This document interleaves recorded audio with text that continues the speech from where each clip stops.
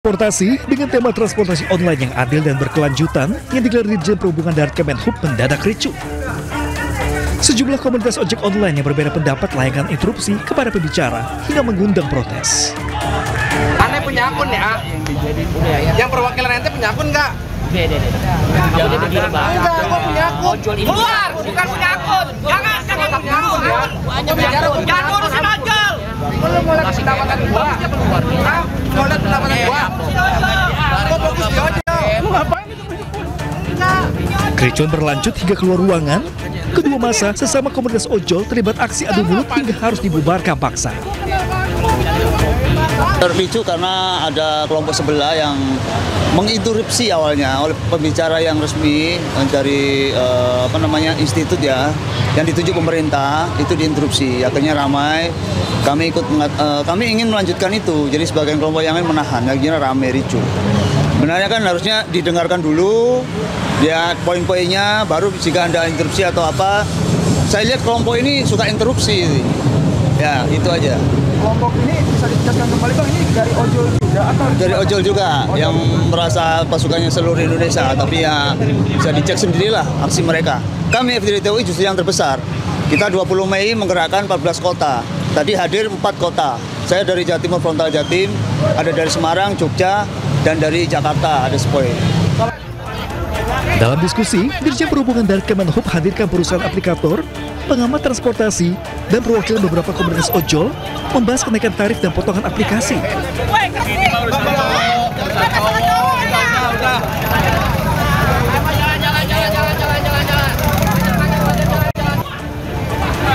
Selain menolak wacana dijadikan buruh, komunitas ojol juga meminta kenaikan tarif dan potongan aplikasi maksimal 10%. Dari Jakarta, Raditya Sanjaya, iNews melaporkan.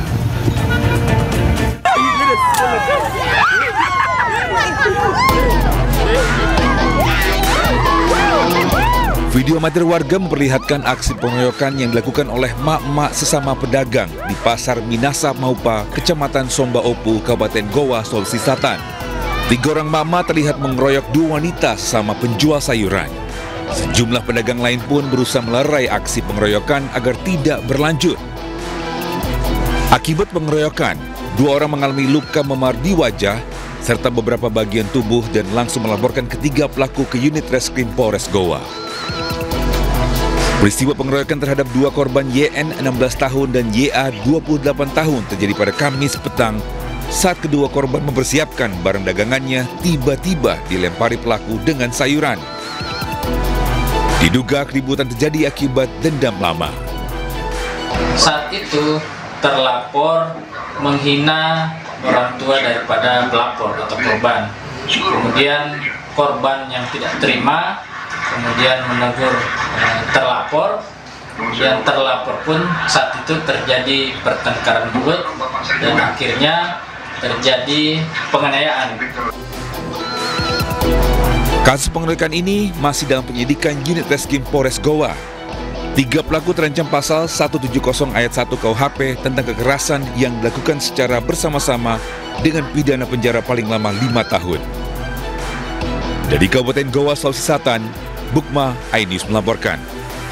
iNews yang ini kami awali dari kebakaran rumah di kawasan padat penduduk di Semarang, Jawa Tengah. 5 orang ditemukan meninggal dunia, termasuk seorang ibu yang tengah hamil. Kebakaran hebat melanda sebuah rumah warga di Jalan Pesanggerahan Raya Melati Baru, Semarang Timur, Jumat dini hari. Diduga api muncul akibat konsleting listrik dari kabel optik yang bersentuhan dengan kabel listrik rumah hingga terus membesar. 5 penghuni rumah tewas akibat terjebak di dalam rumah yang terbakar. Korban terdiri dari Amina, 65 tahun, Amalia, 33 tahun, Muhammad Aditya, 14 tahun, Kimora, 4 tahun, dan Saidah, 55 tahun. Semua korban dievakuasi tim Inafis Polrestabes Semarang ke Rumah Sakit Karyadi. Itu dari kabel optik yang konslet dengan kabel listrik. Selanjutnya jam 03.15 lampu api sudah bisa dipadamkan oleh 8 unit pemadam kebakaran. Ada korban? Korban ada 5 orang. 8 unit mobil pemadam dari Dinas Kebakaran Kota Semarang diterjunkan Api baru bisa dijinakan 1 jam kemudian.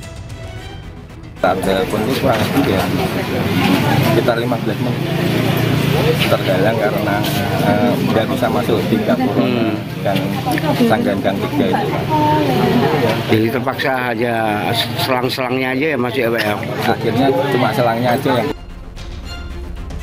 Saat ini jenazah korban berada di Rumah Sakit Dr. Karyadi, sementara polisi masih menyelidiki penyebab pasti kebakaran. Dari Semarang, Jawa Tengah, Doni Marendra, iNews melaporkan. Pemirsa, gempa terjadi di sejumlah wilayah Indonesia Tengah. Sejumlah warga dan penghuni rumah sakit pun berhamburan panik menyelamatkan diri.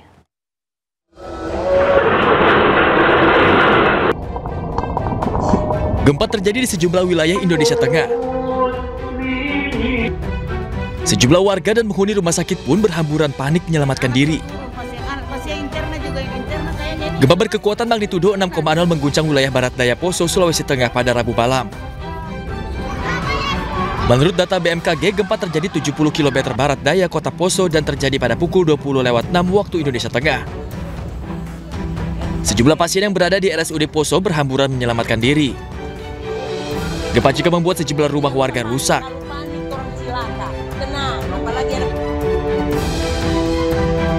Gempa bumi yang terjadi di Poso juga dirasakan warga yang ada di Kabupaten Luwu Timur, Luwu Utara, Kota Palopo, dan Kabupaten Luwu, Sulawesi Selatan. Sejumlah pasien yang berada di Rumah Sakit Terampuang Kota Palopo dan Rumah Sakit Batara Guru Belopa memilih meninggalkan ruang perawatan dengan infus yang masih terpasang di tangan. Sebelumnya gempa berkekuatan magnitudo 6,3 juga mengguncang Kabupaten Pahuato, Provinsi Gorontalo. Gempa terjadi di Gorontalo pada Rabu pukul 4.50 pagi waktu Indonesia Tengah. Berdasarkan informasi dari BMKG, gempa dengan kekuatan 6,3 magnitudo ini berpusat di 8 km tenggara Kabupaten Pahuato, Gorontalo. Berdasarkan informasi dari BMKG, gempa dengan kekuatan 6,3 magnitudo ini berpusat di 8 km tenggara Kabupaten Pahuato, Gorontalo. Hingga saat ini belum ada laporan resmi terkait kerusakan maupun korban akibat gempa. BMKG mengimbau warga waspada akan potensi gempa susulan. Tim Liputan iNews melaporkan. Pemirsa, diduga rem truk blong, 13 kendaraan tabrakan beruntun di Jalan Perintis Kemerdekaan, Pulau Mas, Pulau Gadung, Jakarta Timur pagi tadi.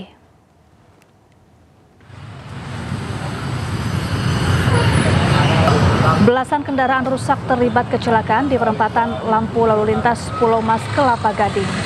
Petugas kepolisian dan Dishub beserta TNI berusaha mengevakuasi kendaraan. Kejadian berawal saat truk trailer dari arah Pulau Gadung dengan kecepatan tinggi menabrak kendaraan yang sedang berhenti menunggu lampu hijau menyala. Total kendaraan yang terlibat 9 mobil dan 4 motor. 1 korban pengendara motor luka berat dilarikan ke rumah sakit terdekat, sementara sopir truk dan seluruh kendaraan dibawa ke unit Laka Lantas, Jakarta Timur.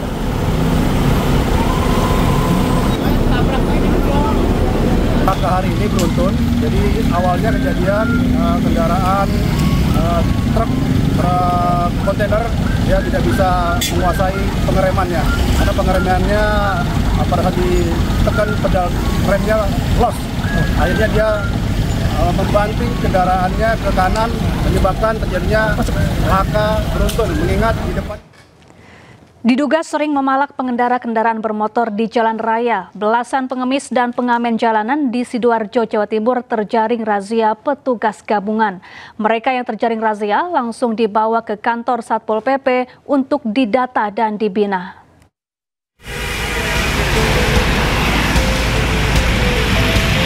Petugas gabungan melakukan razia pengemis dan pengamen jalanan di wilayah Sidoarjo, Jawa Timur. Sejumlah pengemis dan pengamen jalanan yang tengah asyik mengamen dan mengemis tidak berkutik saat didatangi petugas, baik yang berbaju dinas maupun preman. Pengemis dan pengamen jalanan yang tidak sempat melarikan diri tidak bisa berkutik saat masuk ke truk untuk dibawa ke kantor Satpol PP. Sejumlah pengemis dan pengamen jalanan diduga sering melakukan pemalakan memalak terhadap sejumlah pengendara kendaraan bermotor. Tidak hanya dari kalangan remaja, sejumlah wanita lansia dan anak-anak yang ikut mengemis tidak luput dari razia petugas. Pengamen jalanan Anjal yang melakukan kegiatannya ini meminta-minta secara paksa. Bahkan kemarin yang kita lakukan patroli di daerah Porong, indikasinya menggunakan senjata tajam. Setelah didata di kantor Satpol PP Sidoarjo, belasan pengemis dan pengamen jalanan ini dikirim ke Liponsos Sidoarjo untuk dilakukan pembinaan. Dari Sidoarjo, Jawa Timur, Pramono Putra, iNews melaporkan. Pengajian akbar yang menghadirkan Rizik Syihab di Kabupaten Pemalang, Jawa Tengah berujung ricuh. 10 orang terluka termasuk seorang polisi yang kritis dan dirawat intensif di rumah sakit.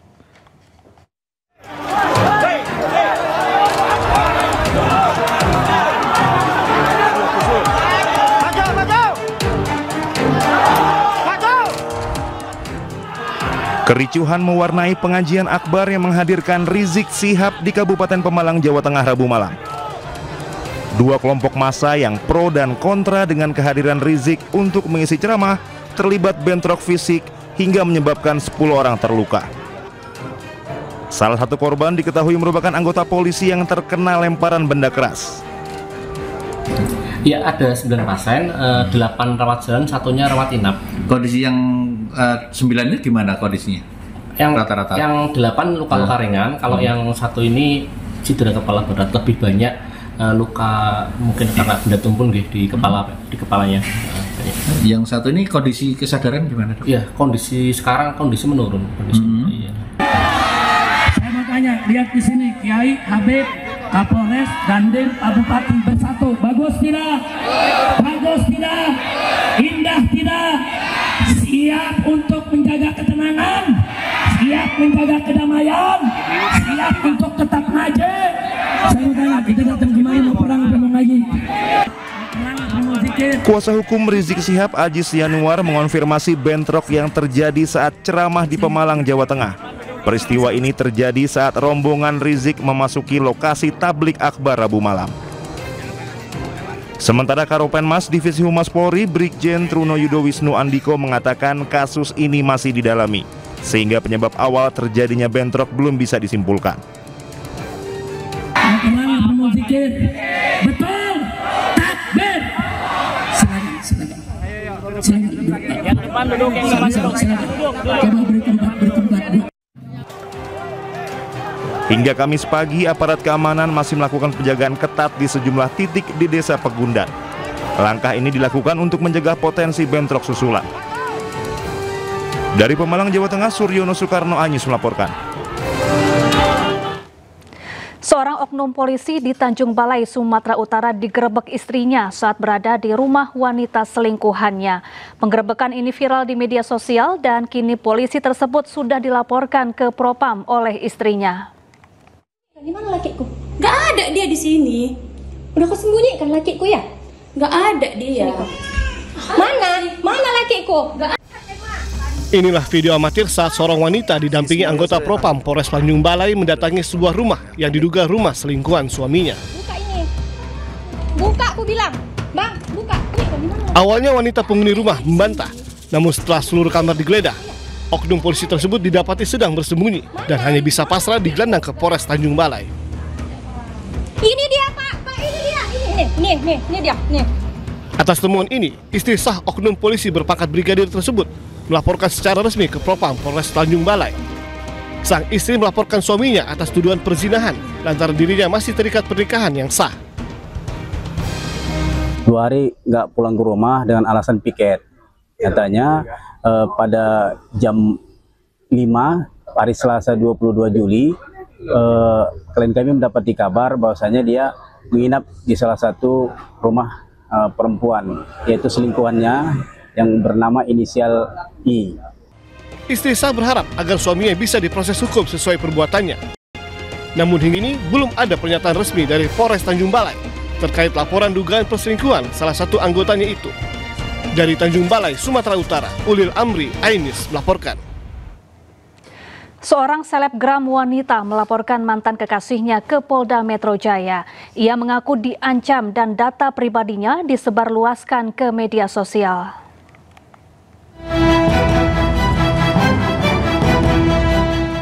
Selebgram Erika Karlina diperiksa selama 4 jam di Subdit Renakta di Treskrimum Polda Metro Jaya. Ia diperiksa terkait laporannya atas dugaan pengancaman dan penyebar luasan data pribadi yang dilakukan oleh mantan kekasihnya. Erika mengatakan ancaman tersebut ada di dalam grup fanbase mantan kekasihnya yang beranggotakan 500 orang. Erika juga menduga informasi kehamilannya yang selama ini ditutupi disebar oleh mantannya di grup tersebut. Yang lain-lain dinikahkan itu tidak pernah terpikirkan oleh aku, karena memang kan ini tanggung jawab aku ya, aku yang salah kok, aku dari awal udah akui jadi kesalahan aku yang harus tanggung jawab, aku nggak perlu pertanggungjawaban dia, cuman memang aku melaporkan minta perlindungan hukum karenanya ada ancaman yang membahayakan janin aku, kalau tidak pasti sampai kapanpun ini tidak akan terekspos, karena selama 9 bulan aku berhasil kok nutupin ini kok. Dalam pemeriksaan yang tidak didampingi oleh keluarga, kerabat maupun kuasa hukum, Erika membawa sejumlah barang bukti, termasuk foto USG dan data pribadi yang disebarluaskan tanpa izin oleh mantan kekasihnya. Ia berharap laporannya bisa ditindaklanjuti polisi demi keamanan dirinya. Dari Jakarta, Rizky Falufi, iNews melaporkan. Pemirsa, polisi mengungkap fakta baru terkait tewasnya diplomat muda Kementerian Luar Negeri Arya Daru Pangayunan di kamar indekosnya di kawasan Gondang Dia, Jakarta Pusat 7 Juli lalu.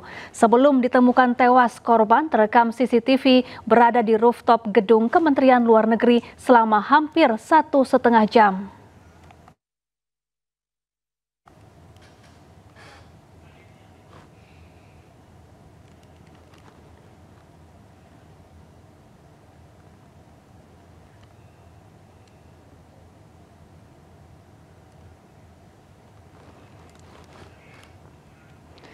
Rekaman CCTV mengungkap bahwa korban sempat berada di area rooftop lantai 12 gedung Kementerian Luar Negeri pada malam sebelum kematiannya.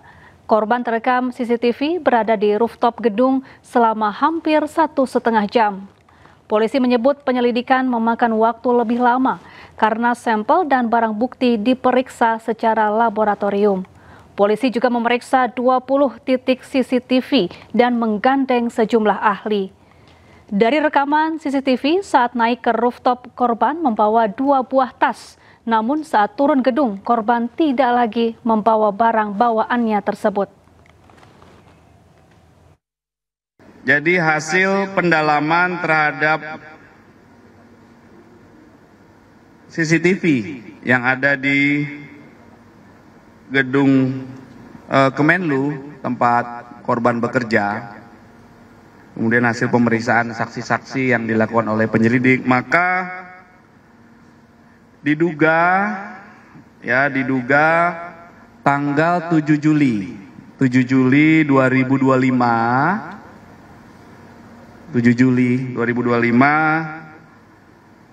jam 21:43 sampai jam 23:09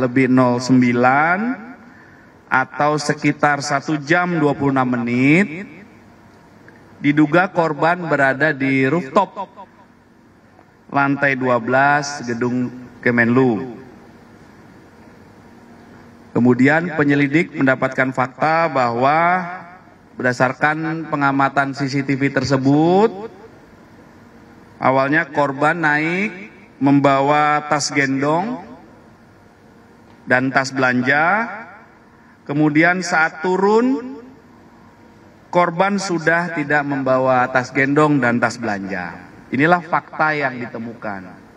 Ya, ini masih dikumpulkan terus,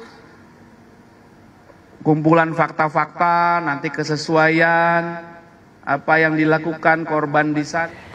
Juru bicara Kementerian Luar Negeri Roliansyah Sumirat menyerahkan sepenuhnya penyelidikan penyebab kematian diplomat muda kepada pihak kepolisian. Selain itu, pihak Kemenlu juga terus berkomunikasi dengan keluarga Arya Daru untuk mempermudah proses penyelidikan. Dengan kasus kematian staf Kementerian Luar Negeri Saudara Arya Daru Pangayunan yang saat ini masih terus ditangani oleh pihak kepolisian, dapat saya sampaikan beberapa hal. Pertama, bahwa Kementerian Luar Negeri sepenuhnya menyerahkan proses pemeriksaan kepada kepolisian RI yang merupakan satu-satunya pihak yang berwenang menangani kasus ini. Sejak awal kejadian tanggal 8 Juli 2025 lalu, Kemlu telah memberikan dukungan dalam proses penyelidikan yang dilakukan oleh kepolisian dalam segala bentuk, termasuk juga penyerahan rekaman CCTV sesuai permintaan pihak kepolisian saat itu. Dan tentunya Kementerian Luar Negeri tidak dalam posisi untuk memberikan interpretasi apapun mengenai hasil penyelidikan ataupun kegiatan penyelidikan yang masih berjalan, atau juga memberikan interpretasi terhadap informasi apapun, mengingat hal tersebut certainly merupakan sepenuhnya.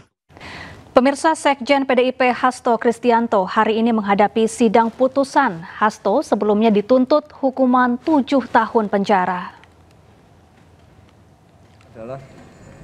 Mendengarkan sidang tuntutan atau vonis Hasto Kristianto hari ini berlangsung di Pengadilan Tipikor Jakarta. Rencananya sidang akan digelar pada pukul 13.30 siang.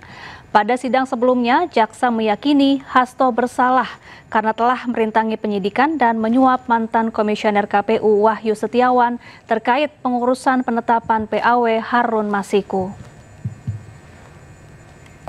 Sebagai bagian dari keterbukaan informasi publik.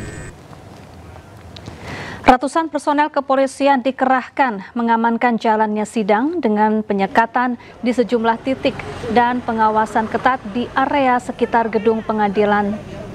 Sementara itu, massa pendukung Hasto sudah berdatangan sejak pagi.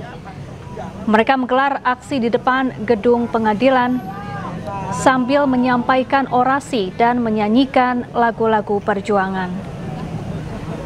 Berbagai atribut seperti spanduk dan poster bertuliskan "Bebaskan Hasto" dan "Hasto tahanan politik" juga terlihat mewarnai aksi. Diimbau massa menjaga ketertiban dan tidak provokatif selama sidang berlangsung yang dijadwalkan mulai pukul 1:30 siang. Baik, hari ini kita sudah membuktikan bahwa jalan kurang lebih 8 bulan, betul? Apakah pengadilan? Apakah kita menekan kawan-kawan? Hari ini kita buktikan bahwa taraf marwah partai, betul? Itulah yang harus kalian ini adalah sebagai kader-kader anggota partai yang merem. Yang pertama, bahwa Pak Hasto Kristianto didakwa dengan tuduhan Pak Kristianto, betul? Tidak ada. Ya, untuk mengetahui informasi terkini dari Pengadilan Negeri Tipikor Jakarta sudah ada rekan kami Wenda Nura di sana. Selamat siang Wenda, bagaimana situasi terkini di pengadilan jelang sidang Hasto yang akan dimulai siang nanti? Ya, halo, selamat siang Syafa dan juga pemirsa. Perlu kami informasikan bahwa meskipun sidang vonis atau putusan akhir untuk Sekjen PDIP Hasto Kristianto dari perkara dugaan suap dan perintangan penyidikan kasus Harun Masiku ini baru akan dimulai sekitar pukul 13.30 siang hari nanti, namun sejak pagi hari tadi sejumlah persiapan sudah mulai dilaksanakan. Dan tidak hanya dari penjagaan saja, namun massa pendukung Hasto Kristianto ini sudah berkumpul sejak pagi hari tadi. Dan kalau kami melihat ini sejak pagi hari tadi, massa dari pendukung Hasto Kristianto ini mulai menyerukan orasi dan tentunya menyanyikan lagu-lagu kebangsaan dari pagi hari tadi. Namun bisa dilihat Syafa di layar televisi Anda, ini adalah situasi terkini saat ini. Masa aksi tengah beristirahat karena tadi kalau kami mendengar juga ada instruksi dari korlap mereka ini saat ini sedang beristirahat dan akan kembali melakukan aksi pada pukul 1 siang hari nanti. Dan bisa dilihat Syafa, beginilah massa yang berkumpul di sekitar Pengadilan Negeri Tipikor Jakarta Pusat. Dan kalau kami mendapatkan informasi, massa aksi ini mereka tergabung dari berbagai macam organisasi dan juga dari berbagai daerah. Tadi kami mendapatkan informasi bahwa mereka ada yang juga datang dari Surabaya, dari Medan, dari Tangerang, Dan tidak hanya itu, mereka juga membawa sejumlah atribut mulai dari bendera dan juga spanduk, mulai dari bebaskan Hasto ataupun spanduk-spanduk lainnya yang tentunya berisi dukungan untuk Sekjen PDIP Hasto Kristianto. Dan Safa dan juga pemirsa, karena memang masa aksi dari pendukung Hasto Kristianto saat ini bisa terhitung cukup banyak, sehingga personil kepolisian yang berjaga pun saat ini dikerahkan juga cukup banyak, yakni ada 1.600 lebih, sekitar 1.600 lebih personil yang dikerahkan. Dan perlu kami informasikan juga bahwa di ruang sidang nantinya juga masa yang bisa masuk ini terbatas, yakni hanya ada 70 orang, dan 70 orang itu terbagi dari 40 untuk media dan 30 untuk masa pendukung. Dan perlu kami sampaikan juga bahwa sebelumnya Hasto ini dituntut oleh jaksa untuk menerima hukuman selama 7 tahun penjara dengan denda 600 juta rupiah dan subsidiar 6 bulan. Namun tentunya kami akan terus memantau bagaimana persidangan nantinya dan hukuman apa, apakah Hasto dinyatakan bersalah atau tidak, dan hukuman apa yang akan diberikan kepada Hasto nantinya. Sementara demikian, Syafa. Ya, Wenda, apakah sudah ada informasi siapa saja rekan-rekan dari Hasto atau sejumlah tokoh yang rencananya akan hadir secara langsung menyaksikan sidang putusan di Pengadilan Negeri Tipikor? Baik, Safa dan juga pemirsa, sampai saat ini kami belum mendapatkan informasi sebetulnya untuk tokoh siapa saja yang akan hadir. Namun perlu kami informasikan kembali bahwa sidang ini baru akan dimulai sekitar 13.30 nantinya. Dan mengenai siapa saja yang akan hadir, tentunya kami akan terus memantau dan akan segera kami informasikan kepada Anda dan juga pemirsa. Syafa. Baik, terima kasih Wenda Nura langsung dari Pengadilan Tipikor Jakarta, dan selamat bertugas kembali. Pemirsa, Komisi Pemberantasan Korupsi menelusuri asal-usul motor gede yang disita dari mantan staf khusus Menteri Ketenagakerjaan era Presiden Jokowi, Ida Fauziah. Penyidik mendalami aliran dana untuk membeli moge yang diduga terkait kasus pemerasan pengurusan tenaga kerja asing.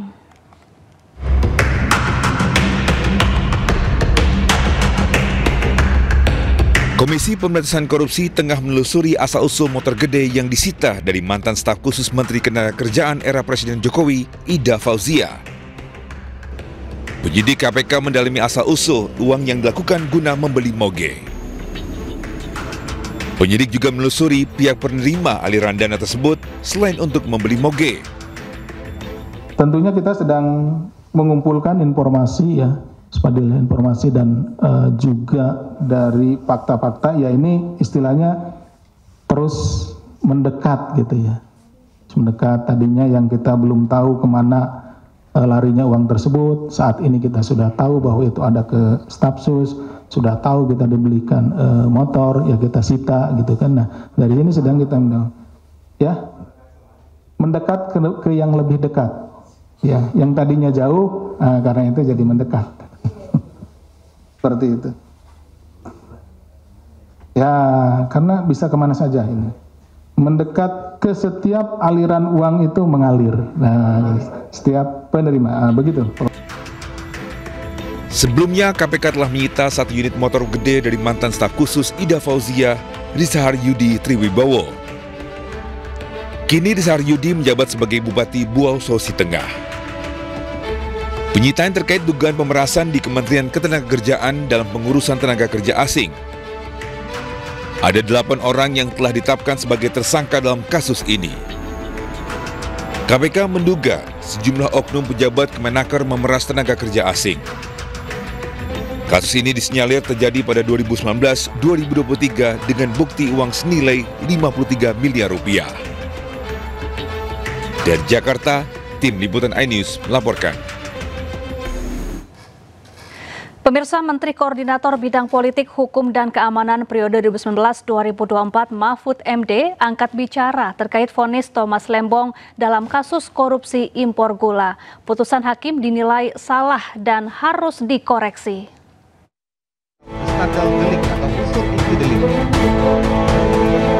Usai divonis 4,5 tahun penjara, terpidana korupsi gula Thomas Trikasih Lembong mengajukan banding ke Pengadilan Negeri Jakarta Pusat. Banding ini dilakukan karena ada sejumlah kejanggalan.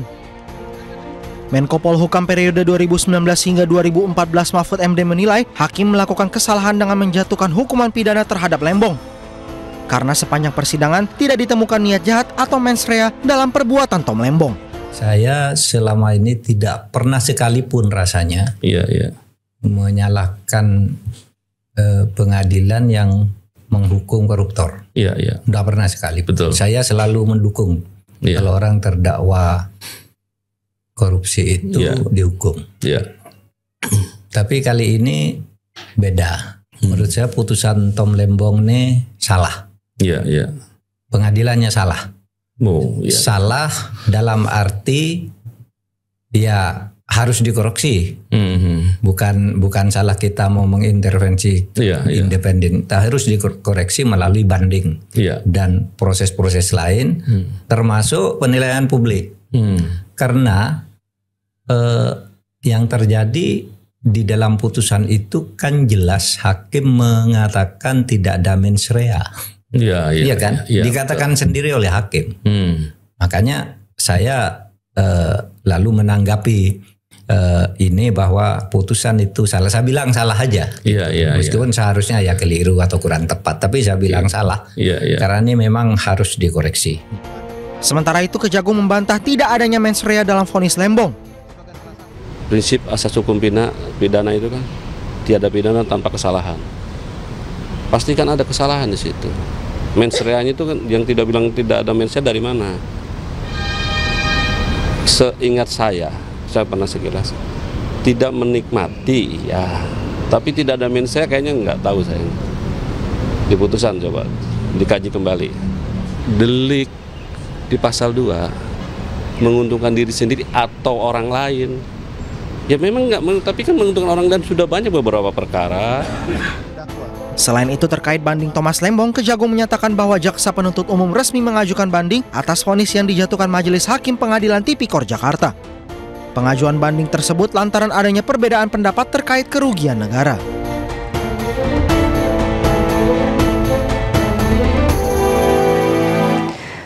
Pemirsa, Satgas Pangan Daerah Polda Metro Jaya menggelar sidak ke Pasar Induk Cipinang, Jakarta. Hasilnya tidak ditemukan sejumlah merek beras yang menyalahi standar mutu yang telah ditetapkan. Tim Satgas Pangan Daerah Polda Metro Jaya memantau langsung kualitas dan perkembangan harga beras di Pasar Induk Cipinang, Jakarta Timur. Sidak dilakukan setelah temuan sejumlah merek beras premium yang diduga tidak sesuai standar mutu dan takaran yang ditetapkan.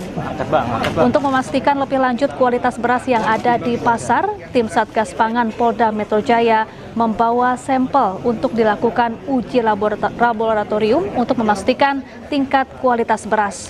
Hal ini bertujuan menjawab kekhawatiran masyarakat mengenai beras oplosan yang tengah mendapat sorotan.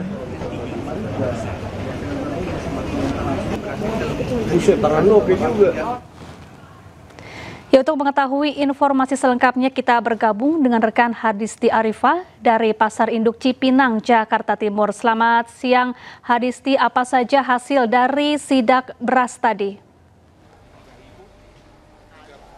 Iya, selamat siang Syafa dan juga pemirsa. Benar sekali bahwa tadi pagi sekitar pukul 9 Satgas Pangan dari pihak Polda Metro Jaya melakukan sidak ke Pasar Induk Cipinang, Jakarta Timur untuk menjawab kekhawatiran masyarakat terkait kualitas beras yang tengah marak belakangan ini terkait standar kualitas beras yang beredar di pasar tidak sesuai standar mutu atau beras oplosan. Sebelumnya pihak Baris Krim Polri ini sudah menyebutkan ada 5 merek dari 3 produsen yang terindikasi atau terbukti melakukan kecurangan produksi beras tidak sesuai standar mutu. Di antaranya adalah merek Sania yang diproduksi oleh PT PIM, kemudian juga ada Setra Ramos Merah, Biru, dan Setra Pulen yang diproduksi oleh PT FS, kemudian juga ada brand Jelita yang didistribusikan oleh toko SY. Dan tadi pagi dari pihak Polda Metro Jaya ini melakukan sidak untuk memastikan standar kualitas beras yang beredar beredar di Pasar Cipinang, Jakarta Timur ini sudah sesuai dengan standar mutu yang ditetapkan. Kemudian juga selain itu memastikan stok atau ketersediaan beras ini cukup untuk masyarakat dan juga terkait harga yang berada di harga eceran tertinggi. Dari hasil sidak tadi, pihak Polda Metro Jaya ini melihat secara langsung atau secara kasat mata kualitas beras, baik ini dari segi warna, kemudian juga dari bentuk, lalu juga memastikan dokumen-dokumen kepada para pedagang untuk beras-beras dengan kualitas yang premium. Selanjutnya juga tadi pihak Polda Metro Jaya ini juga membawa sampel atau contoh beras untuk lebih lanjut dilakukan uji laboratorium, karena kalau sesuai kasat mata tadi tidak bisa dipastikan apakah beras ini sudah sesuai standar mutu kualitasnya, sehingga tadi perlu dibawa contoh atau sampelnya untuk lebih lanjut dilakukan uji lab. Kemudian juga terkait kondisi Pasar Induk Cipinang Jakarta Timur pada hari ini masih berjalan normal, masih terus terjadi transaksi jual beli antara pedagang dan juga pembeli, di mana tadi memang pedagang juga sempat menyampaikan keresahan mereka terhadap isu atau fenomena beras oplosan ini, sehingga ini berdampak pada penjualan mereka, di mana konsumen atau para pembeli ini merasa khawatir sehingga mengurangi jumlah pembelian yang biasanya beli 1 karung disebutkan tadi hanya membeli setengah karung karena kekhawatiran kualitas beras ini. Kemudian juga tadi dari pihak Polda Metro Jaya ini lebih lanjut menyampaikan bahwa mereka akan terus mendalami, kemudian juga akan memastikan bagaimana kualitas beras yang tersedia di pasar Jakarta ini, Pasar Induk Cipinang Jakarta ini, terkait kualitasnya agar tetap terjaga sesuai dengan standar mutu yang ditetapkan, kemudian juga ketersediaan yang cukup di masyarakat, lalu juga harga eceran yang sesuai. Kalau tadi untuk harga medium ini berada di kisaran 13.000, sementara untuk harga beras premium ini berada di 14.900. Syafa. Baik, terima kasih Hadisti Arifah langsung dari Pasar Induk Cipinang, Jakarta Timur. Pemirsa, Satgas Pangan Polri menaikkan status perkara beras oplosan ke tahap penyidikan. Selain itu, polisi juga menetapkan 3 produsen dari 5 merek beras terbukti melanggar hukum.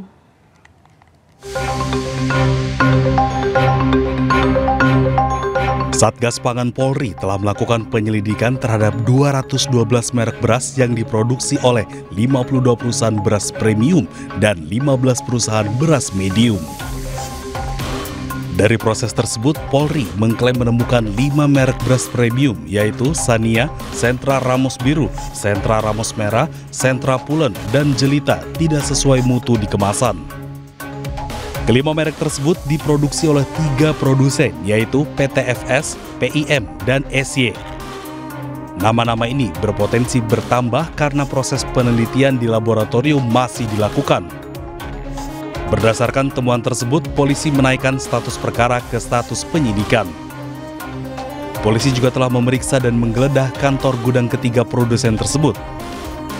Penyidik mendapatkan fakta bahwa modus operandi yang dilakukan oleh para pelaku usaha yaitu melakukan produksi beras premium dengan merek yang tidak sesuai standar mutu yang tertera pada label kemasan yang terpampang di kemasan tersebut, menggunakan mesin produksi baik modern maupun tradisional. Dalam proses penyidikan, berbagai langkah telah dilakukan termasuk pengambilan sampel dan penyitaan barang bukti beras sebanyak 201 ton beras berbagai merek. Dari Jakarta, Stephen Patinama, Yudi Richard, iNews melaporkan. Pemirsa, polisi merilis merek beras premium yang diduga dioplos dengan beras berkualitas standar. Total ada 26 merek dagang beras premium oplosan yang beredar di masyarakat.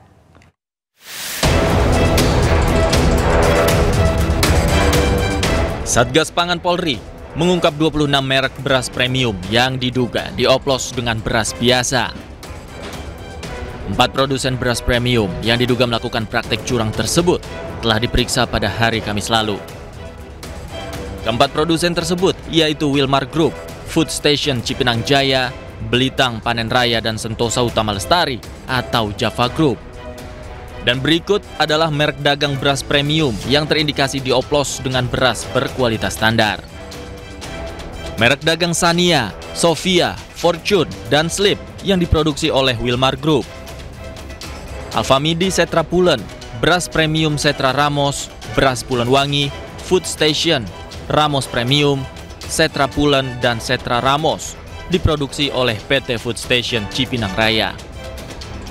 Merek beras Raja Platinum dan Raja Ultima produksi perusahaan Blitang Panen Raya, kemudian beras merek Ayana produksi Sentosa Utama Lestari atau Java Group.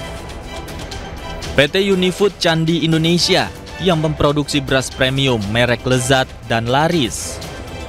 Beras merek Topi Koko produksi PT Buyung Putra Sembada. Kemudian Elevas Maximus dan Slip Hammer produksi PT Bintang Terang Lestari Abadi. Merek Dua Koki dan beras Subur Jaya produksi PT Subur Jaya Indotama. Beras merek Raja Udang dan Kakak Adik produksi CV Bumi Jaya Sejati. Serta merek Pandan Wangi BMW Citra, Kepala Pandan Wangi, dan Medium Pandan Wangi produksi PT Jaya Utama Santika. Masyarakat diimbau waspada dan mengenali daftar merek beras oplosan tersebut. Karena jangan-jangan salah satunya adalah beras yang biasa kita konsumsi. Tim Liputan iNews melaporkan. Pemirsa, Presiden Prabowo kembali bicara soal banyaknya pengusaha nakal. Para pengusaha ini tidak hanya mengoplos beras, tapi juga minyak. Saya sebetulnya mau baik-baik aja, udahlah. Saya sudah kasih warning berkali-kali saudara-saudara, bersihkan diri, atur yang baik, ya kan. Kalau mau bisnis yang bener aja lah, bayar pajak, ya kan. Bayar pajak, cari untung yang benar, jangan palsu-palsu. Botol minyak goreng dikurangi 20%. Itu namanya nyuri dari rakyat itu. Yang tadi itu 100 triliun tiap tahun. Jadi ya mereka paksakan kita. Sudah 212 perusahaan penggiling padi yang kita buktikan melanggar. Warga di Cilacap, Jawa Tengah antusias menerima beras cadangan pangan dari pemerintah. Warga rela berdesakan demi mendapatkan beras gratis 20 kg.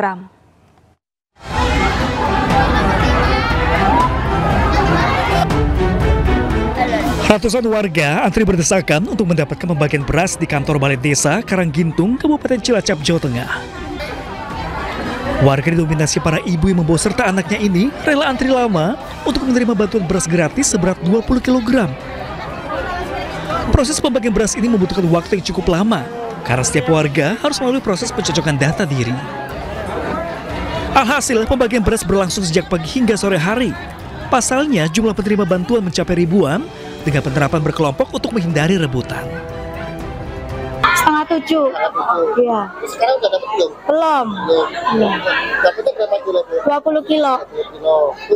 Untuk harga beras sendiri di pasaran itu berapa sih? 13.000. Oh, sebelumnya? Sebelumnya 12,5. Oh, terus ini dengan adanya bantuan beras ini Bu, gimana sih rasanya Bu? Senang, alhamdulillah. Sangat membantu. Desa Karanggintung, Kabupaten Cilacap, jumlah warga yang berhak menerima bantuan beras dari pemerintah mencapai 1.200 warga. Pembagian beras 20 kg bagi setiap warga ini merupakan jatah bantuan untuk periode bulan Juni dan Juli tahun 2025. Dari Cilacap, Jawa Tengah, Heri Susanto, iNews melaporkan.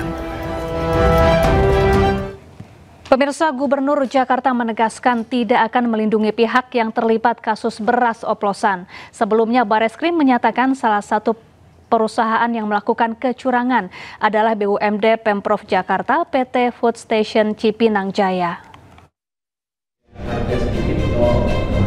Satgas Pangan Bareskrim Polri mengungkapkan 3 produsen dan 5 merek beras premium yang diduga menjual beras oplosan atau tidak sesuai standar mutu.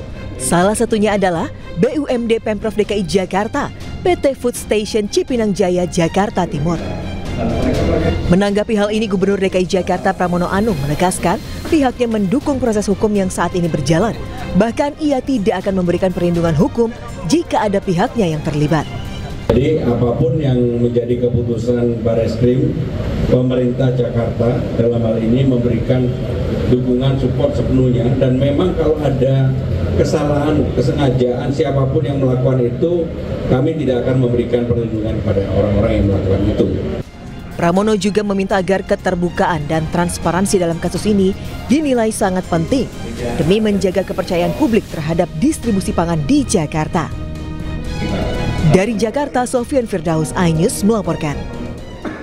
Pemirsa, bentrokan terus berlanjut di sepanjang perbatasan Kamboja dan Thailand. Rudal milik tentara kerajaan Kamboja terus diluncurkan hingga dini hari tadi.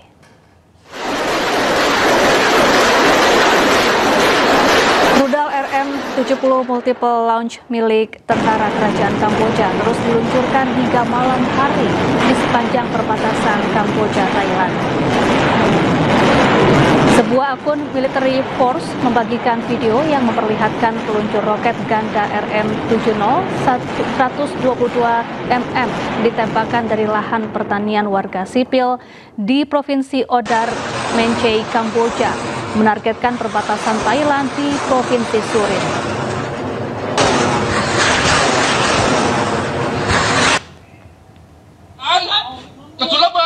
Di tempat lain, unit artileri Thailand menempati posisi militer Kamboja di tengah meningkatnya ketegangan di perbatasan. Berseragam lengkap dengan beragam senjata dan amunisi, tentara Thailand meluncurkan serangan ke Kamboja dari sebuah lahan kosong. Sementara iring-iringan kendaraan tempur militer Thailand juga telah berangkat ke perbatasan.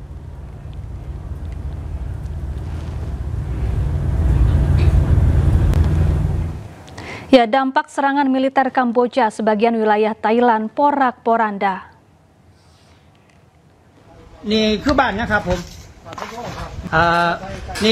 Kehancuran luas dilaporkan di Ubon Ratchathani, Thailand, menyusul penembakan terus-menerus oleh pasukan Kamboja. Rumah dan kendaraan milik warga Thailand hancur akibat serangan ini. Kerusakan juga terlihat pada dinding luar sebuah bangunan di Kecamatan Sao Tong Chai, Provinsi Sisaket. Lubang peluru dan puing-puing berserakan di jalan.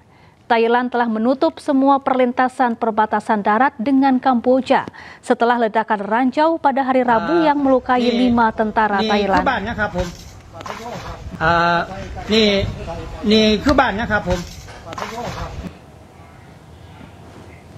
Ya, puluhan ribu warga Thailand yang tinggal di sekitar perbatasan ke tempat yang lebih aman.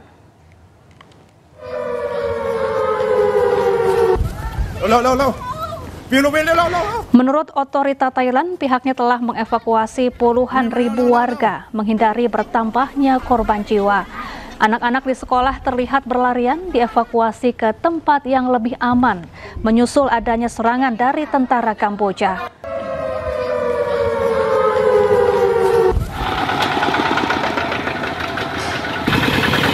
Penduduk setempat di distrik Banteay Ampil di Provinsi Odar, Mencei, Kamboja juga meninggalkan rumah mereka secara massal di tengah bentrokan baru antara pasukan Kamboja dan Thailand di sepanjang perbatasan. Keluarga-keluarga bergegas mengemasi barang-barang mereka dan melarikan diri menggunakan traktor pertanian, sementara tempat perlindungan darurat telah didirikan di beberapa lokasi. Meskipun bahaya semakin meningkat, beberapa warga ada yang memilih tetap tinggal.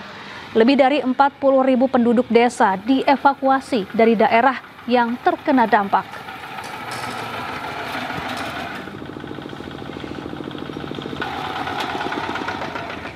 Ya, konflik antara militer Thailand dan militer Kamboja memanas. Sedikitnya 12 orang tewas akibat pertempuran ini. Konflik antara Thailand dan Kamboja di 6 lokasi sepanjang perbatasan yang disengketakan masih berlangsung. Militer Thailand mengklaim Kamboja melepaskan tembakan terlebih dahulu mendengar suara pesawat tanpa awak Kamboja. Selain itu, 6 prajurit Kamboja bersenjata lengkap mendekati pangkalan operasi Thailand. Kementerian Pertahanan Nasional Kamboja menuduh Thailand sengaja melancarkan serangan udara untuk menduduki wilayah Kamboja. Sedikitnya 12 orang tewas, sementara puluhan lainnya terluka akibat konflik ini. Sengketa ini kembali memicu ketegangan yang telah berlangsung lama terkait situs-situs kuil yang diperebutkan dan pembagian wilayah perbatasan yang belum terselesaikan. Kamboja menyebut telah menyerukan sidang Dewan Keamanan PBB.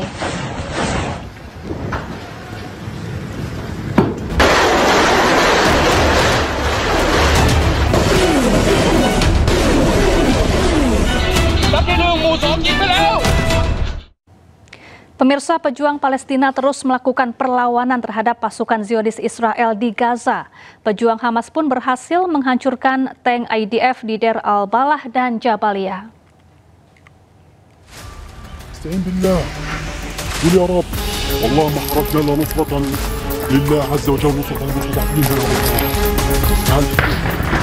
Dalam rangkaian operasi Batu Dauk, pejuang Hamas terus melakukan perlawanan yang dilakukan secara gerilya dengan menggunakan granat berpeluncur roket dan ranjau buatan sendiri. Dalam video yang dirilis oleh Brigade Al-Qassam, pejuang Hamas menargetkan pasukan dan kendaraan lapis baja Israel di tenggara kota Deir al-Balah, jalur Gaza Tengah. Mereka pun berhasil menghancurkan sejumlah tank atau kendaraan lapis baja milik pasukan Israel di daerah tersebut.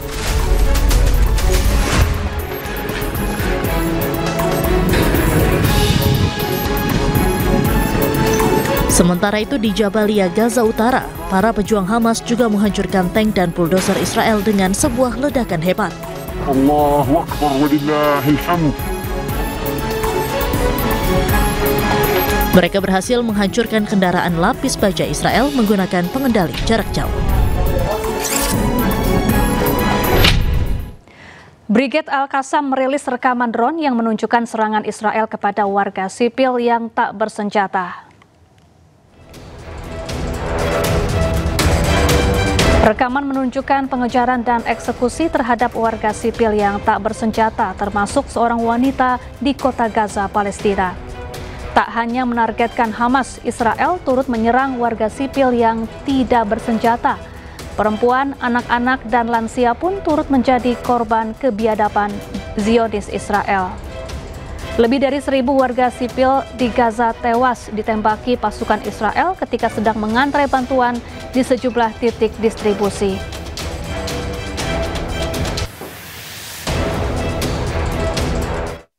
Pemirsa, sejumlah pimpinan dan anggota DPR RI ramai-ramai mengangkat poster berisi dukungan terhadap Palestina saat rapat paripurna ke-25 penutupan masa sidang 4 2024-2025 di Kompleks Parlemen Jakarta. Para anggota Dewan mengutuk keras serangan Israel ke Palestina.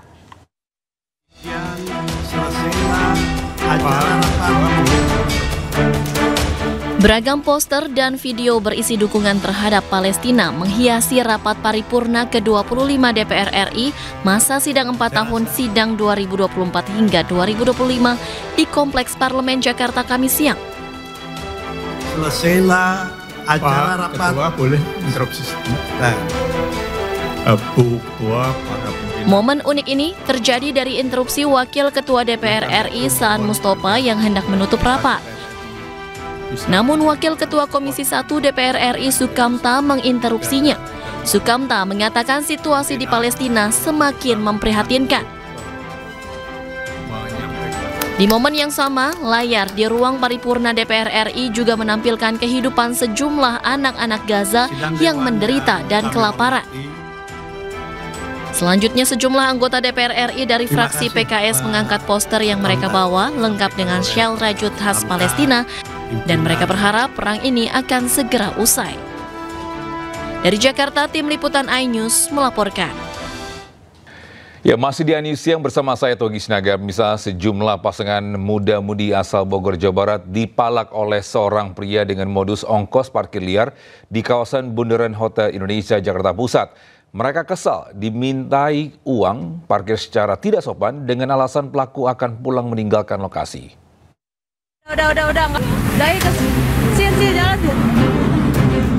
Sejumlah pemotor yang parkir di kawasan Bundaran HI tiba-tiba didatangi pria yang mengaku sebagai juru parkir di Jalan MH Tamrin, Menteng, Jakarta Pusat. Baru nyampe dimintain duit parkir. Karena apa? Karena dia itu mau pulang. Jadi dia itu minta duit parkir. Ketegangan terjadi lantaran pelaku yang meminta uang sebesar Rp10.000 secara paksa dan dengan nada ancaman.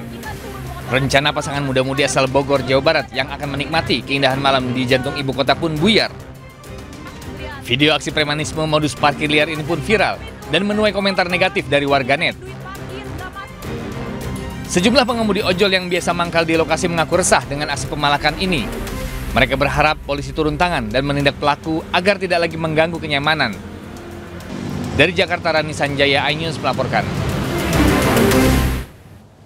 Bisa penyidik Polda Metro Jaya memeriksa 2 relawan Jokowi, Sylvester Matutina dan Ade Darmawan. Keduanya diperiksa sebagai saksi pelapor dalam kasus ijazah palsu Presiden Republik Indonesia ke-7 Joko Widodo.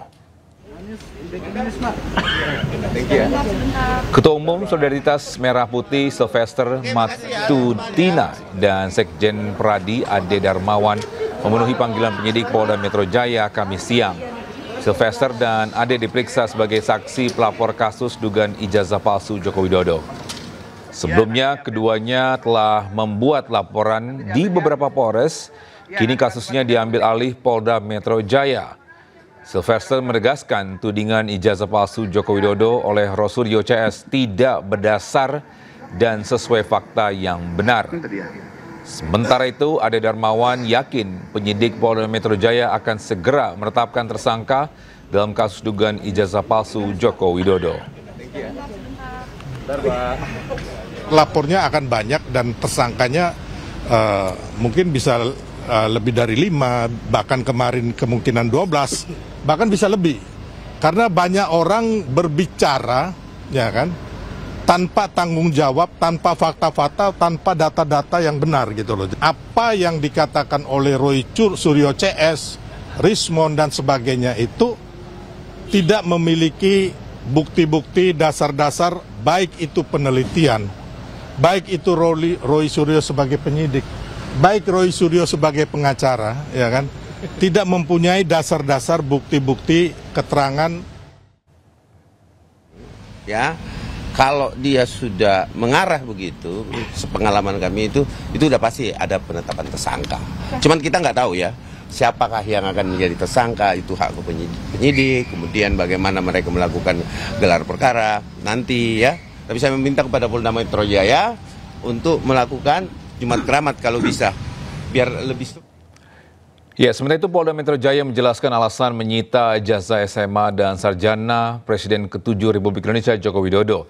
Ijazah Jokowi akan diuji di laboratorium forensik untuk kepentingan penyidikan.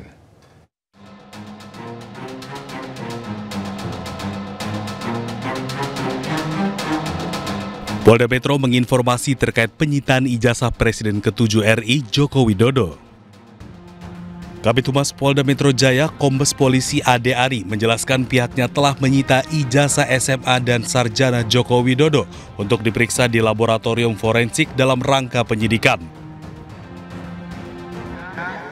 Kami sudah konfirmasi ke Kasubdit Kamnet selaku penyidik bahwa benar penyidik Subdit Kamnet di Treskrim Polda Metro Jaya telah melakukan penyitaan terhadap ijazah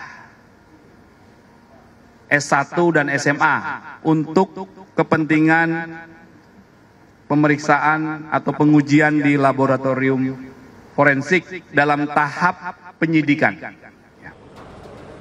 Sebelumnya, penyidik Polda Metro Jaya memeriksa Jokowi sebagai pelapor di Polresta Surakarta. Jokowi dicecar 45 pertanyaan. Jokowi juga mengaku menjawab seluruh pertanyaan penyidik termasuk sosok Kasmujo yang disebut dosen pembimbing Jokowi. Usai diperiksa, Jokowi menjelaskan ijazah SMA dan sarjananya disita polisi. Tim Liputan iNews melaporkan. Ya, sementara itu Polda Metro Jaya juga menyita 5 ijazah asli milik teman SMA Joko Widodo untuk dilakukan pengujian ilmiah di laboratorium forensik. Ya, hal ini disampaikan oleh teman-teman Jokowi saat berkunjung ke kediaman Presiden ke-7 Republik Indonesia di Solo, Jawa Tengah kemarin Kamis. Ijazah yang disita adalah milik Bambang Surojo, Sunardi, Puji, Sigit Haryanto, dan Tri Rasman. Mereka merupakan teman Jokowi yang pada saat itu berstatus sebagai siswa SMA Negeri 6 dan lulusan pada 20 April 1980. Terus Pak? Ya, semua ijazah itu disita, bahkan juga termasuk ijazahnya Pak Jokowi dalam hal ini ijazah SMA ya untuk diuji forensik di Polda Metro Jaya. Adapun penguatan informasi sebetulnya hampir sama dengan waktu kami diperiksa oleh Mabes Polri, tapi ada penekanan dalam hal ini adalah penekanan tentang sejarahnya SMA 5. Ya, kita ke informasi lain. Pemirsa, bertahun-tahun sebuah bangunan sekolah dasar negeri di Blora kondisinya memprihatinkan. Selain atapnya ambrol, salah satu ruang kelas menjadi sarang kelelawar.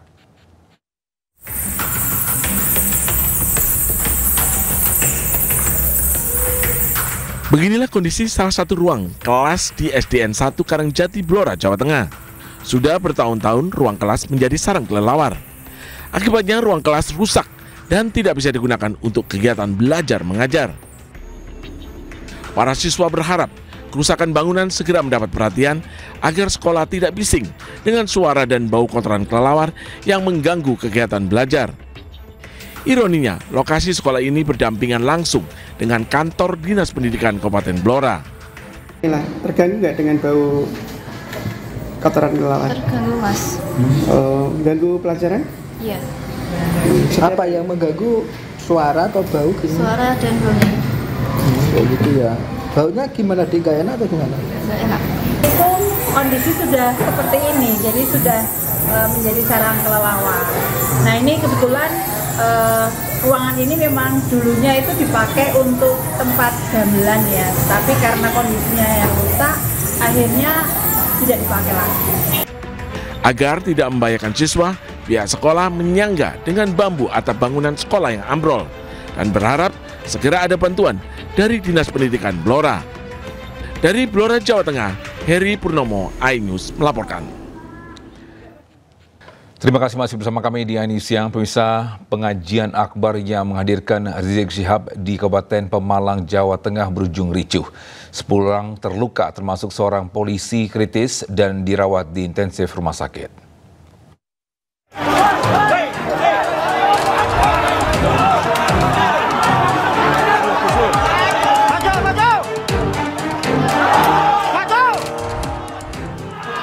Kericuhan mewarnai pengajian akbar yang menghadirkan Rizik Syihab di Kabupaten Pemalang, Jawa Tengah, Rabu malam. Dua kelompok massa yang pro dan kontra dengan kehadiran Rizik untuk mengisi ceramah terlibat bentrok fisik hingga menyebabkan 10 orang terluka. Salah satu korban diketahui merupakan anggota polisi yang terkena lemparan benda keras. Ya, ada 9 pasien, 8 rawat jalan, satunya rawat inap. Kondisi yang 9-nya gimana kondisinya? Yang rata-rata? Yang 8 luka-luka ringan, kalau yang satu ini cedera kepala berat, lebih banyak luka mungkin karena benda tumpul di kepalanya. Yang satu ini kondisi kesadaran gimana, Dok? Iya, sekarang kondisi menurun. Iya. Saya mau tanya, lihat di sini Kiai Habib, Kapolres, Dandim, Bupati bersatu. Bagus tidak? Bagus tidak? Indah tidak? Siap untuk menjaga ketenangan? Siap menjaga kedamaian? Siap untuk tetap ngaji? Saya mau tanya, kita datang kemari mau perang atau mau ngaji? Kuasa hukum Rizik Syihab, Ajis Yanuar, mengonfirmasi bentrok yang terjadi saat ceramah di Pemalang, Jawa Tengah. Peristiwa ini terjadi saat rombongan Rizik memasuki lokasi tablik akbar Rabu malam. Sementara Karopenmas Divisi Humas Polri, Brigjen Truno Yudo Wisnu Andiko mengatakan kasus ini masih didalami, sehingga penyebab awal terjadinya bentrok belum bisa disimpulkan. Betul, takbir. Yang depan duduk, yang depan duduk. Coba beri tempat. Hingga Kamis pagi, aparat keamanan masih melakukan penjagaan ketat di sejumlah titik di Desa Pegundan. Langkah ini dilakukan untuk mencegah potensi bentrok susulan. Dari Pemalang, Jawa Tengah, Suryono Soekarno Anyus melaporkan. Pemirsa, sejak ditetapkan sebagai tersangka oleh Kejaksaan Agung, petugas terus memburu Riza Khalid yang keberadaan tidak diketahui. Riza Khalid yang tersandung kasus korupsi tata kelola minyak mentah saat ini keberadaannya terdeteksi di Malaysia.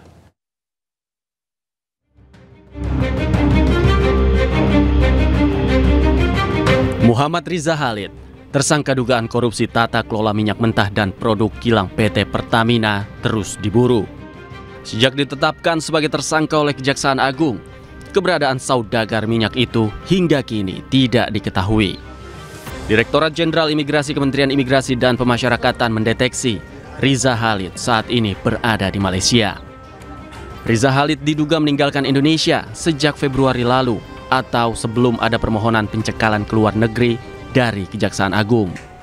Dari yang kita monitor, yang bersangkutan sudah meninggalkan Indonesia sejak Februari. Sekarang ini masih ada di Malaysia dan kita sudah komunikasi dengan imigrasi yang ada di Malaysia, termasuk dengan polisi dari Malaysia. Ya, kami juga koordinasi dengan Pak Jaksa Agung kemarin pada saat penyerahan rubasan, pengelolaan rubasan kepada Kejaksaan Agung. Kami sudah komunikasi dan laporkan kepada beliau posisi yang bersangkutan ada di mana dan beliau sudah tahu yang bersangkutan. Sementara itu, Kejaksaan terus memburu Riza Khalid dengan menjalin koordinasi dengan pihak terkait. Kejaksaan juga melayangkan panggilan pada Riza agar datang dengan keinginan sendiri sebelum dijemput paksa. Terhadap yang bersangkutan berdasarkan pelintasan bahwa yang bersangkutan saat ini katanya kemarin beberapa berdasarkan ada berada di wilayah Malaysia. Tapi prinsipnya itu merupakan masukan bagi kami dan nantinya kami akan berkoordinasi dengan pihak-pihak terkait dalam pelaksananya. Dan kami akan berfokus dulu melakukan pemanggilan terhadap yang bersangkutan sebagaimana diatur dalam Kitab Hukum Acara. Sebelumnya, Kejaksaan Agung menetapkan Riza Khalid dan 8 orang lain sebagai tersangka dalam kasus korupsi tata kelola minyak mentah dan produk kilang pada PT Pertamina Persero tahun 2018-2023. Praktek haram itu diduga merugikan keuangan negara hingga 285 triliun rupiah. Dari Jakarta, tim Liputan iNews melaporkan. Ya, sementara itu, Menteri Imigrasi dan Pemasyarakatan Republik Indonesia menegaskan pihaknya sudah berkoordinasi dengan pihak imigrasi Malaysia dan polisi Malaysia terkait keberadaan mafia migas Riza Khalid. Monitor yang bersangkutan sudah meninggalkan Indonesia sejak Februari. Sekarang ini masih ada di Malaysia dan kita sudah komunikasi dengan imigrasi yang ada di Malaysia, termasuk dengan polisi dari Malaysia. Ya, kami juga koordinasi dengan Pak Jaksa Agung kemarin pada saat penyerahan rubasan, pengelolaan rubasan kepada Kejaksaan Agung. Kami sudah koordinasi dan laporkan kepada beliau posisi yang bersangkutan. Pemirsa, Menteri Kehutanan Raja Juli Antoni ini meninjau lokasi kebakaran hutan dan lahan yang terjadi di Riau. Sementara pemerintah Provinsi Riau mengumumkan status tanggap darurat kebakaran hutan dan lahan karena sudah meluas hingga 500 hektar.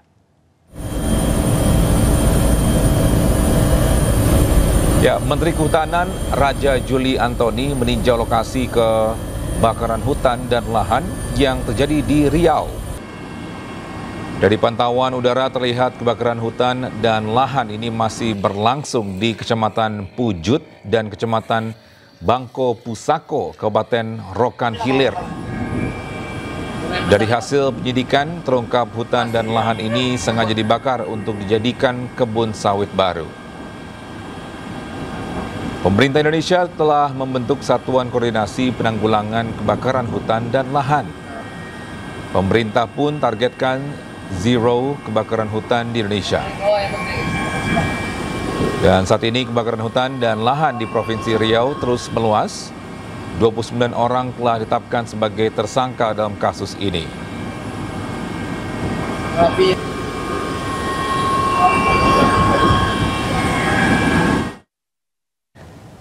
Ya, kebakaran hutan dan lahan ini melanda 3 provinsi di Sumatera, yakni Riau, Jambi, dan Sumatera Barat. Sementara di Kabupaten Muaro, Jambi, kebakaran yang memasuki hari keempat terus meluas mencapai ratusan hektar.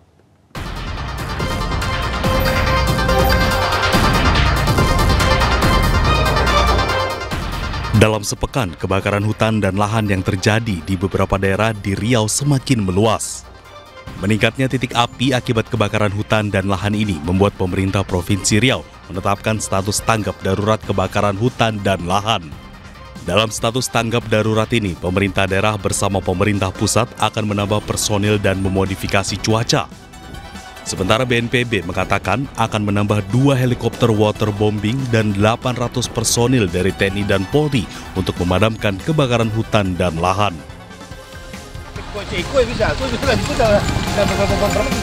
Tidak hanya di Provinsi Riau, pemerintah Kabupaten 50 Kota Sumatera Barat juga menetapkan status tanggap darurat untuk menangani kebakaran hutan dan lahan yang terus meluas. Status tanggap darurat berlangsung selama 14 hari, mulai tanggal 17 hingga 30 Juli 2025. Kebakaran tidak hanya melanda hutan dan lahan, kobaran api juga sudah mendekati permukiman dan menjalar ke pinggir jalan raya.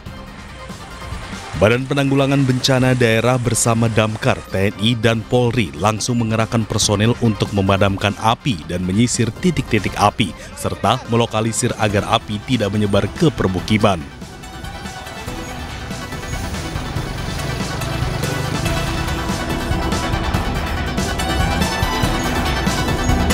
Di Kabupaten Muaro Jambi, Jambi, kebakaran hutan dan lahan di wilayah Gambut Jaya, Kecamatan Sungai Gelam, Kabupaten Muaro Jambi, Provinsi Jambi, hingga kini makin meluas dan sulit dipadamkan.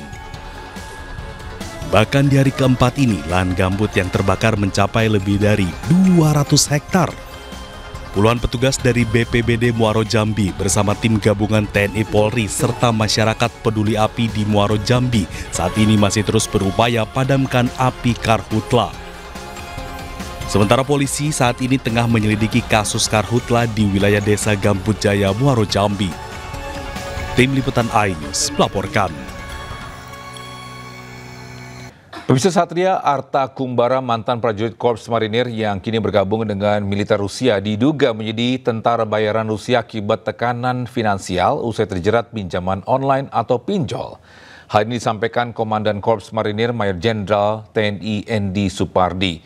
Sementara Kasal menyebut tak ingin ikut campur lantaran Satria kini menjadi warga sipil dan bukan jadi wewenang Korps Marinir.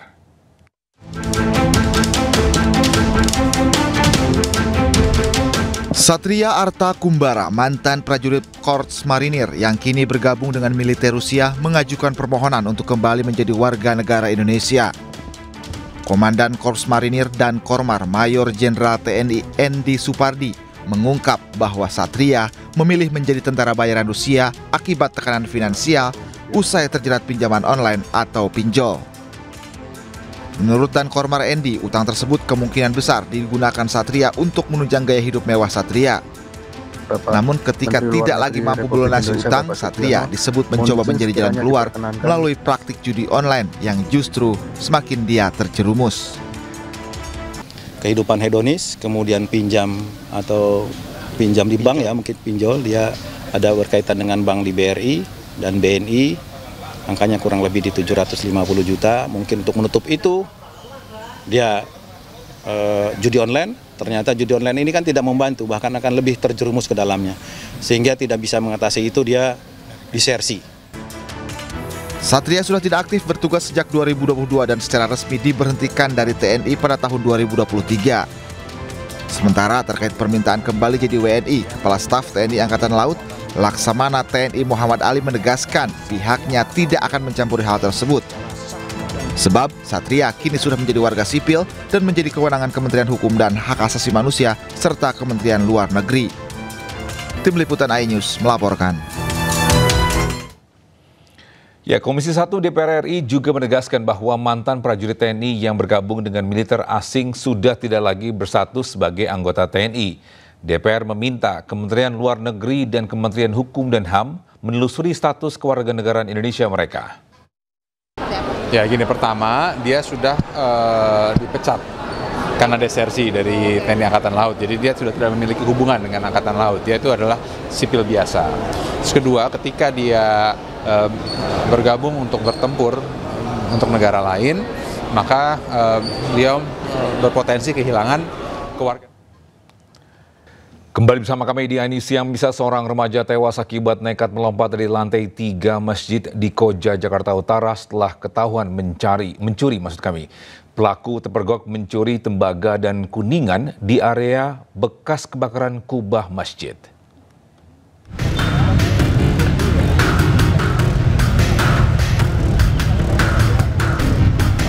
Seorang remaja laki-laki berusia 16 tahun tewas mengenaskan akibat melompat dari lantai 3 Masjid Islamic Center di Koja, Jakarta Utara.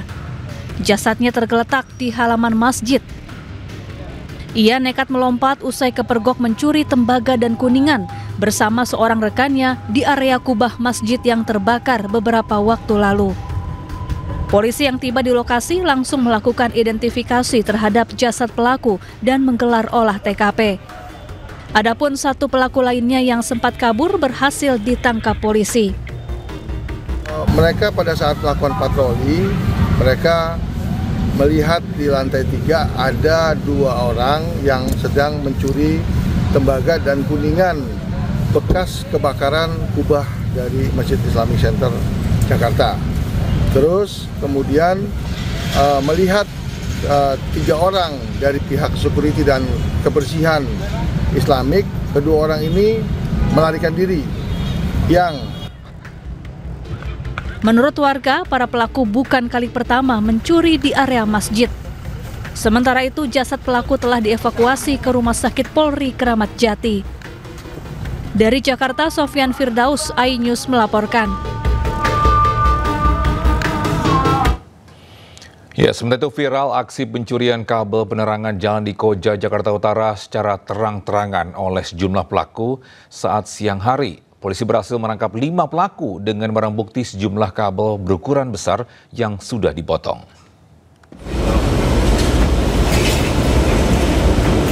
Beginilah aksi kawanan pelaku pencurian kabel penerangan jalan yang nekat beraksi di tengah keramaian lalu lintas saat siang hari.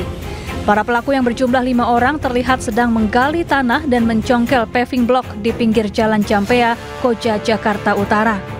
Polisi yang mendapatkan laporan langsung bergerak cepat dan menangkap 5 pelaku berinisial FA 29 tahun, IS 28 tahun, MY 34 tahun, AF 36 tahun, dan JA 21 tahun di kawasan Koja, Jakarta Utara. Sejumlah barang bukti kabel bawah tanah berukuran besar yang sudah dipotong turut disita petugas.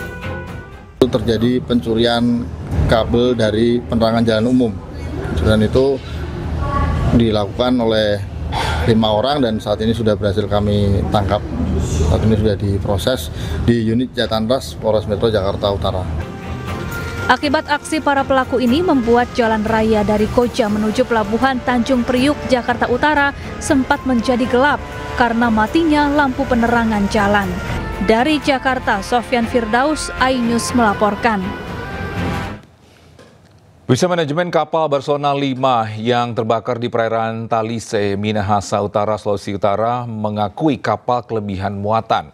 Menurutnya ada transaksi ilegal di dalam kapal sehingga jumlah penumpang 2 kali lebih banyak dari data manifest.